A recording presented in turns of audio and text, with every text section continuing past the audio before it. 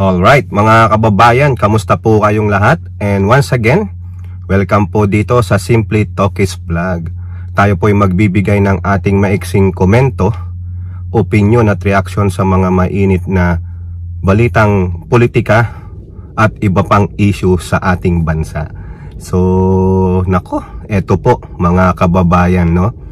Ang Pangulo personal na in-inspect yung Kabagan Santa Maria Bridge, yung gumuho po dyan sa Isabela, no? Grabe, kita nyo hanggang ngayon, kahapon pinanonood ko yung sa RTBM, hindi pa rin natatanggal pala. Hindi pa rin natatanggal yung gumuhong tulay, pati yung truck na nandun nakasabit pa rin, nakaganon pa rin, no? Talagang para pong flatbed gumanon, flatbed yung tulay no? Isang portion, pero that cost millions mga kababayan, no? The president was so disappointed nung nakita niya yan. Grabe, no? Ang dami pong sisihan ngayon dyan, lalo na ang mga Duterte minions na mga vloggers nila na nagsasabing yan daw po ay kagagawan ng Marcos administration. O, di ba? Pero bago tayo magpatuloy, tayo po ay magpapasalamat sa lahat ng ating channel subscribers, followers, nagla-like at nagsishare ng ating mga videos. At ganun din po, special shout out to all our OFWs, to the men and women in uniform, sa ating mga frontliners at mga guro, and may God bless us all. Medyo makulimlim early morning mga kababayan, no? Habang nag-aantay tayo ng mga bata na idadrop sa eskwelahan. Naku, mukhang may tao yata sa likuran ko. No?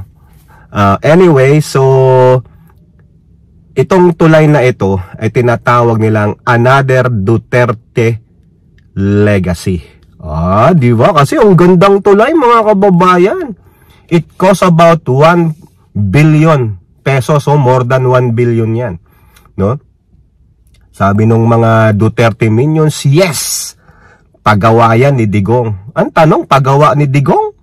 Pera ni Digong? Yung ginawa, yung pinanggawa doon? Sa bulsa ba mismo galing ni Digong? Actually, yung proyekto na yan, kay Panot, administrasyon ni Panot. So yung contract signing, whatever have you, yung planning, no? Pero sinimulan po yan nung panahon ni Digong.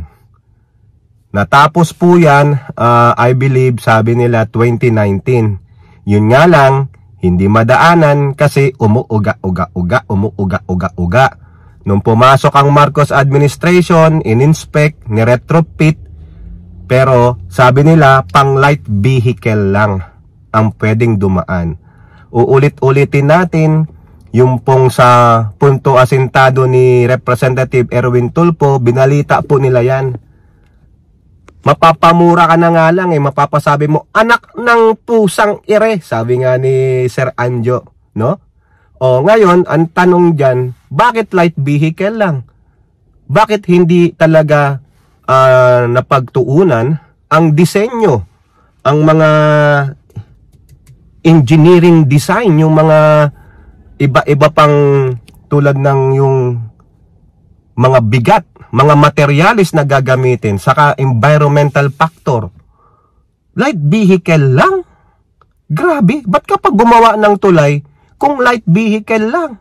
Kaganda-ganda ng tulay, so ibig sabihin, para lang makagawa ng tulay, gagandahan ng disenyo, pero yung quality ng trabaho ay wala naman mga kababayan. 'Di ba? Isipin ninyo. Walang quality. No? At ang sinasabi nga ng Pangulo, hindi kayo makapaniwala. Magaling lang mag-design, yung mag-arkitektura, yung pagandahin. Wow, ang ganda. Wow, may ilaw sa gabi. Wow, may arc pa. Wow, puting-puti. Pagdating sa gabi, ang ganda ng kulay niyan. May masabi lang tayong tulay, mga kababayan. And that is A Duterte legacy. Kung hindi kay Duterte, hindi magagawa yung tulay na yan. Oo, ang yabang ng mga Duterte minions, mga kababayan. O anong nangyari? Duterte legacy palpak. Di ba? Yan ang sabihin natin. Ha? Gumuhong tulay, no? Palpak. Duterte legacy yan. Mali na ang design, tinuloy pa. Ayun, kinurakot pa ang pera, kaya galit na galit ang Pangulo, mga kababayan, sa totoo lang, no? Ha? Kasi po, ano ba yung sinasabi niya dito? Ito po, nung binisita niya, yung quote card ng Global Daily Mirror. Sabi ng Pangulo, it is a design flaw. Mali yung design eh. Design is really weak dahil kung tutuusin ninyo, this is supposed to be a suspension bridge. Suspension bridge, may mga cables na naka-attach dyan para masuportahan niya yung base. Ha? Hindi naman po tayo engineer, pero yung mga engineer, alam nyo sinasabi ng Pangulo. Nakasabit, sabi niya. Ito lang ang suspension bridge na nakita ko na sa buong mundo na hindi cable at yan na mismo ang bumigay. O biruin nyo, tinawag nyo palang suspension bridge yan. Pero walang mga... Hindi siya nakasuspend, wala yung mga cable na susuporta, yung malalaki. Oo, alam ng mga engineers yan, no? Kaso yung sa DPWH, mga engineers, oo, ang gagaling yung mag-design, no? Yung contractor, sinundan naman ang plano. Up to specification yung kanilang ginawa. Yun lang, yung specification mali. So this is a design problem. O sinong dapat managot, Pangulo? Sabi niya, heads will roll. Hanggang doon sa pinakamataas. Tanungin nyo rin si Mark Villar. Sorry na po. Hindi po si Manny Villar, ha? Sorry po, si Mark Villar. No? Bakit nila inaprubahan yan? Diba? Kulang sa pag-aaral eh. Para lang may masabing Duterte legacy. Nakakahiya po, mga kababayan. Ano pa ang sabi ng Pangulo, ha? Ang laki ng budget dito. Pero yan, tingnan ninyo. Bagsak, palpak, ang laking kalustayan. Nakita nyo yung punto ng Pangulo? Talagang Ilocano. Bakit? Ang mga Ilocano, sabi nila ha, hindi gagastos yan ng walang kadahilanan. Hindi bibilin ng mahal yan, pero dapat matibay, may quality. Yung pinagkakagastusan dapat may kapararakan. Mahalaga ang dapat pagkagastusan. Long lasting. Ito, sabi ng Pangulo, ayan, nasayang ang pera. Bakit? Binawasan eh. Ibig sabihin, yung pondong 1.6, ganun ba? Bumaba na. Nawala na ng ilang milyong piso. Bakit? Alam na. Naibulsa na eh. Diba? Sino yung mga yan? Alam nyo na. Yung tulad ng sinasabi natin. Halimbawa, 100 million ang kontrata sa isang proyekto sa gobyerno. May SOP ka agad dyan. The SOP. Standard Operating Pagnanakaw. Ha? Yan yun. Sulit operation sa pagnanakaw. Sulitin, 30%, 40%. Diba? Sinong hindi magagalit dyan? So, kawawa din yung kontraktor. Diba? Susundin nila yung plano. Kung ano yung materyales. Ang problema, lugi sila. So, anong mangyayari? Babaguhin yung plano. Babaguhin yung materyales, substandard. O, ano na? Diba? Kaya galit ang Pangulo eh. Kailangan may managot. Under design. Kulang sa matinding pag-aaral. Bakit? Para lang may masabi na proyekto ang Duterte legacy na build. O ngayon, sa kakabuild ninyo, may quality ba yung mga tinatayo nyong tulay? May quality ba yung pinagagawa nyong mga kalsada? May quality ba yung mga proyektong pinagawa ni Digong? Diba? Dapat, kung malaki ang budget, dapat quality din ang trabaho. Tanggalin na yung SOP na yan. O tingnan nyo, nakasakit pa. Nakapinsala pa. Ha? Kasalanan ba nung truck na dumaan? Eh may gwardiya. Bakit pumayag yung gwardiya? Di ba? Oh, kasalanan ba nila? Bakit umuuga yung tulay na yan? Kasalanan nung gumawa ng tulay na yan. Dapat may managot talaga. Hindi lang yung kontraktor ang mananagot. Dapat may ehekutibo. May mga tao sa DPWH na managot dyan. Yung mga kumubra ng SOP. No? Yung mga nag-design. Bakit ganyan ang design ninyo? Ano? Palamuti lang?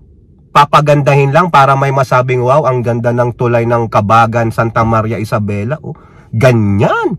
Pagdating sa gabi, para siyang Christmas lights. No, may dancing lights pa yan. Ibig sabihin, huwag ka nang gumawa na kayo ng tulay na miniature.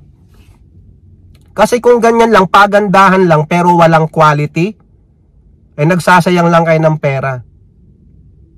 Tapos kukurakutin nyo. Pera ng taong bayan yan, hindi pera ni Digong. Ha? Hindi personal na pera ni Digong yan. Kaya yung sinasabi nyong Duterte legacy, palpak.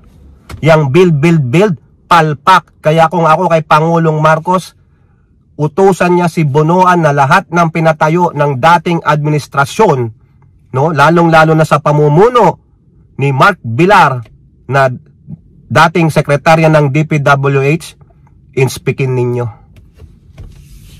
Baka ang quality niyan below standard lahat ng mga tulay, kalsada na pinagawa nila, lahat ng infrastruktura. Nakakahiya po eh.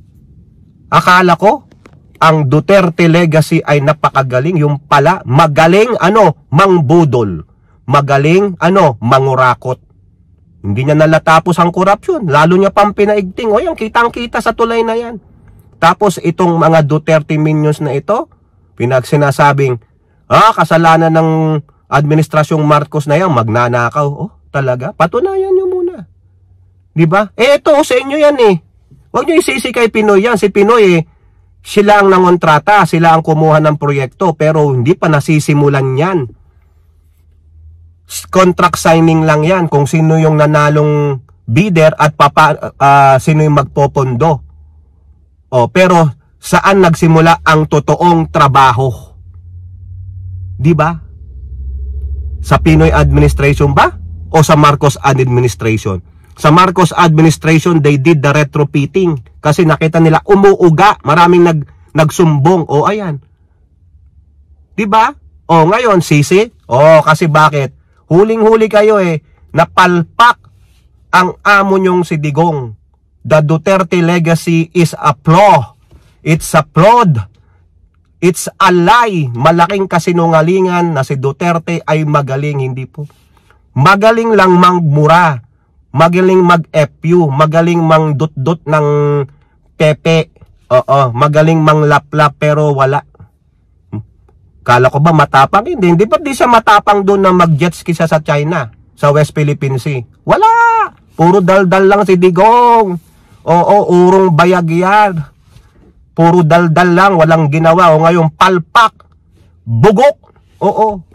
Mga garapatang bugok. O yan ha. Galit ang Pangulo. O anong gagawin ngayon dyan? Mga kababayan, anong dapat gawin? Kung ako yan, scrap nyo na yan. Tibagin ninyo. Start again. No? Malay nyo, mamaya, hindi lang yung portion na yan ang bumigay Ano pang tibay ang masaasahan nyo sa ibang mga portion? Pasabugin nyo na yan. Itibagin nyo na. Ha? And then, make from the scratch. Pero dapat, ma-penalize yung dapat ma-penalize dyan. Pagbayarin sila. Diba? Nakakaasar, ang laking gastos, tamang Pangulo. Nagsayang tayo ng pera. Diba? Dapat sundin yung totoong niyan, pero binago under design. Design flaw.